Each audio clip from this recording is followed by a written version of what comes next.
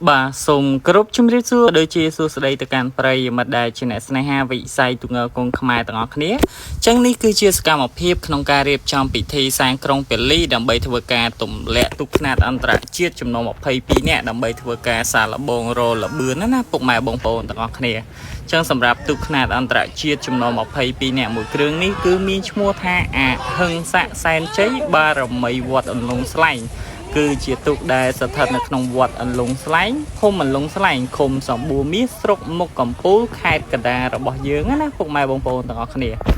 ចឹងសម្រាប់ទូកមួយគ្រឿងនេះគឺជាទូកចាស់ទេប៉ុន្តែដោយសារតែការស្រឡាញ់ពីគណៈកម្មការនិង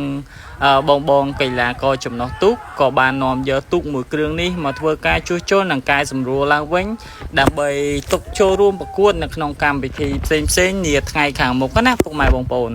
ហើយសម្រាប់ដំណើរការក្នុងការជួសជុលនិងកែសម្រួលនេះក៏បានចូលរួមពីព្រះសង្ឃដែលបានគង់នៅក្នុងវត្តអន្លង់ស្លែងផ្ទាល់ជាមួយនឹងបងកីឡាករចំណុះទូកចូលរួមក្នុងការជួសជុលនិងកែសម្រួលទូកមួយគ្រឿងនេះផ្ទាល់តែម្ដងហើយឥឡូវនេះបន្ទាប់ពីបានជួសជុលនិងកែសម្រួលរួចក៏បានធ្វើការចុះទឹកដើម្បីសាកល្បងរលបឿនណាចឹងសម្រាប់ពុកម៉ែបងប្អូនដែលបានទស្សនាវីដេអូនេះហើយយល់យ៉ាងណាដែរចំពោះល្បឿនទូកខ្នាតអន្តរជាតិមួយគ្រឿងនេះអាចចូលរួមខមមិននៅក្នុងវីដេអូនេះ